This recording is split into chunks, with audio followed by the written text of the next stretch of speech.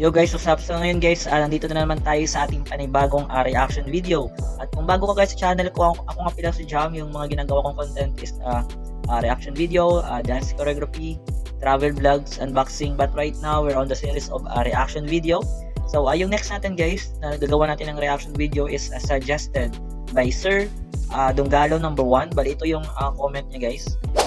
So yung sinuggest niya guys is yung Sakit na Inggit by Serpiente, Makatang Kusinero, tsaka Nimbus. Yeah, so naka-react na ako guys kay Nimbus like a month ago siguro.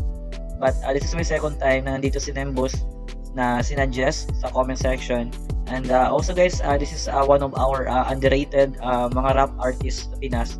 So excited na ako guys kung anong pasabog, anong flow, anong melody, beat, or mga lyrics yung kanilang ginawa or hinahanda para sa atin.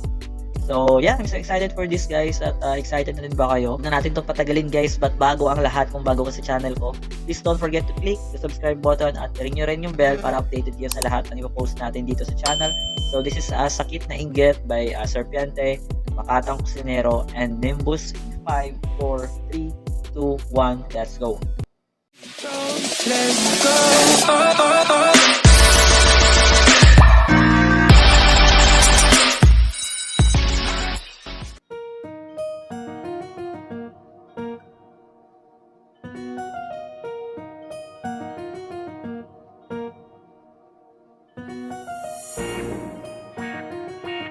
The melody, instrumental.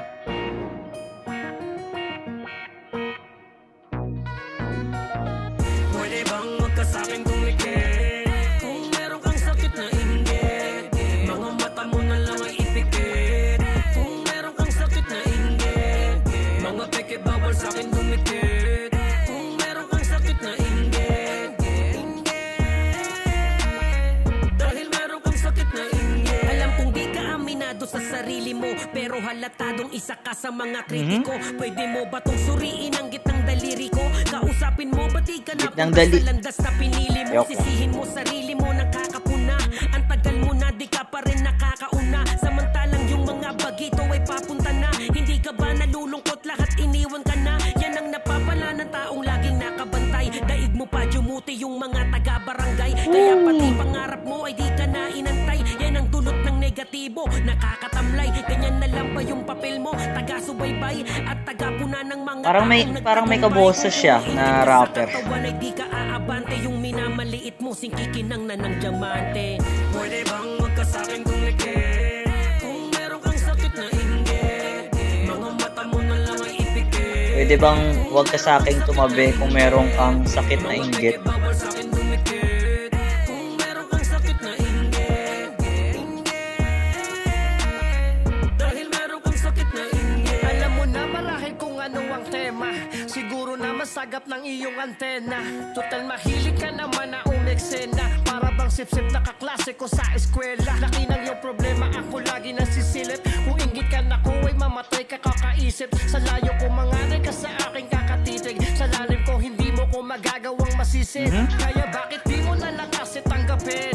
Mga kaya ko hindi mo kaya na gawin. Sarili mo nga yata di mo kaya nadalin. Sa sobrang inggit mo di ka kayang pabilibin. Goddamn, anong napapala mo sa kakahate mo? Kung hahabulin mo ako, masyado ka ng late bro. Rookie ka palang tangina heavyweight to. Tatawanan lang kita habang humihitid ng bait ko. Pwede bang magkasa'kin tumikit? Kung meron kang sakit na inggit, mga mata mo na lang ay ipikit. Fairness Meron kang sakit na inggit, catchy. mga peke bawal sa'kin Chorus. dumikit. Kung meron kang sakit na inggit, dahil meron kang sakit na inggit. Puro ka lang bas palagi kang papida. Kala mo ko sino magaling na meron tira. Wala na yata lunas sa sakit mo na dala. Puro kayabangan pero Yes, sir. walang binuga. Ganyan pag-inggit, lagi kang aligaga. Gusto mo ikaw ang laging bida-bida. Tumanda na sa eksena pero kupal ka pa rin. Ang tanda-tanda mo na pero gago ka pa rin. Ganda ng flow. Lakas ng tama talagang sobrang lalana. Lakas ng sayad mo talagang meron ka tama. Sa pool ka dito kahit na Lakas hindi ng ko sayad mo pinirita. talagang meron kang tama. Kasi hindi ka rin tatama. Pwede bang magkasa'kin tumikit? Kung meron kang sakit na inggit, mga mata mo na lang ay ipikit. Kung Ganda ah. Ganda ng flow, in fairness. Ganda yung ano. From chorus to rap na verse. Pwede bang wag ka sa'kin dumikit? Kung meron kang sakit na inggit, mga mata mo na lang 4 minutes pala to. kung meron kang sakit na inggit, mga peke bawal sa'kin dumikit. Kung meron kang sakit. Sakit na inggit, dahil meron kang sakit na inggit.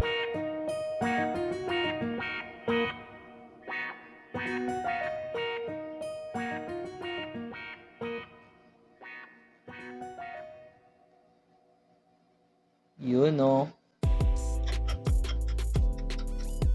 Damn, that's a good song, man. That's a good song. So, by the way, thank you pala kay Sir Donggalo number 1 sa pag-request ng Sakit na Inggit by Sir Piante. Makatang Kusinero tsaka Nimbus. So, in fairness guys, maganda yung flow, catchy yung counting breakdown ko is una maganda yung flow, catchy yung chorus, tsaka every verse. Hindi ko lang alam kung saan doon, kung anong part si Serpiente, si Makatang Kusinero. I think yung first verse siguro si Serpiente. Tapos pangalawa si Makata, tapos last si Nimbus. Correct me if I'm wrong, I'm not sure. But every rap verse is masakit. Tsaka ang ganda ng flow. Tsaka merong kaboses na rapper, hindi ko lang masabi kung sino, but siguro hindi mo talaga maiwasan yan na merong ganun. Kasi syempre, meron naman talagang magkakaboses eh. It's just magkaiba lang tayo ng perspective when it comes sa paggawa ng lyrics, paggawa ng flow, ng melody, ng beat. Diyan lang tayo nagkakaiba, but yung boses talaga hindi mo maiwasan na merong magkapareho. Syempre ganun din naman sa mga beat tsaka sa melody, but sa boses ganun din. Hindi mo talaga maiwasan na merong magkakapareho. But well guys, simple lang siya, rap na music, but napaka-catchy. At nakita yun naman kanina habang nakikinig ako, tamang headbang. It's because nafe-feel ko yung beat tsaka yung flow ng rap nila is talagang sumakto, tsaka maganda yung pag-ride ng rap sa beat tsaka sa melody, which is good, at which is maganda din yung boses. So sana gumawa pa kayo, mga bossing, mga boss. Gumawa pa kayo ng maraming kanta tulad ng ganito, catchy sa mga nakikinig. At alam ko naman nga kayang-kaya nyo kasi meron naman kayong kaalaman, background, marunong na rin kayong mag-produce. So tuloy-tuloy lang mga sir, mga boss, tuloy-tuloy lang. At so far so good. Yung pangalawang beses to na nandito si Sir Nimbus ipagpatuloy nyo lang at ganun talaga. It's a process, di ba? It's a process, hindi madali. Being an underrated artist is napakahirap kasi hindi nyo agad-agad makukuha yung recognition na gusto nyo. But syempre, at the end of the day, it's not about the recognition, but it's about for the love of art. Saka gusto nyo yung ginagawa nyo. Kasi as long na gusto nyo yung ginagawa nyo, there is a feeling of contentment na kahit walang masyadong nanonood, kahit walang masyadong views or engagement sa mga post natin, but as long na masaya tayo sa ginagawa natin, there is a different feeling of contentment, tsaka parang may na-achieve ka sa self mo na gusto mo mangyari tapos na-achieve mo. So maganda sa feeling. But syempre, time will come talaga na mas may expose tayo, tsaka mas ma-appreciate more ng mga tao yung natin, music. But so far, maganda yung yung Sakit na Inggit. Yung lyrics, syempre para sa mga taong inggitero. At yun, it's like a lesson or patama sa mga taong ganun. Marami naman talagang inggitero, diba? Hindi naman talaga natin yan But yeah, it's because I am a dancer also, hip-hop dancer, at exposed din ako sa lahat ng music. So, I'm also a musician. That's why na mahilig talaga ako sa music, tsaka halos lahat ng genre ng music is pinapakinggan ko talaga. Mostly, hindi naman lahat, but mostly. So, mas mabilis ako makarelate tsaka maka-adapt sa different kind of genre, especially hip-hop, kasi this is my comfort. Hip-hop talaga yung pinaka-comfort ko na zone. So, well, that's it guys. Salamat sa mga nakaabot sa part na to. Parang nag-podcast ako dun medyo mahaba. Well, ganun talaga. I just want to share my thoughts and syempre yung mga counting breakdown natin.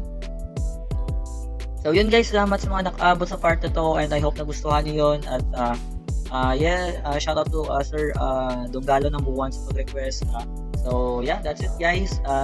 At bago ang lahat, kung bago ka pa sa channel ko, don't forget to click the subscribe button at i-ring nyo rin guys yung bell para updated kayo sa lahat ng ipopost natin dito sa channel. So I'm out.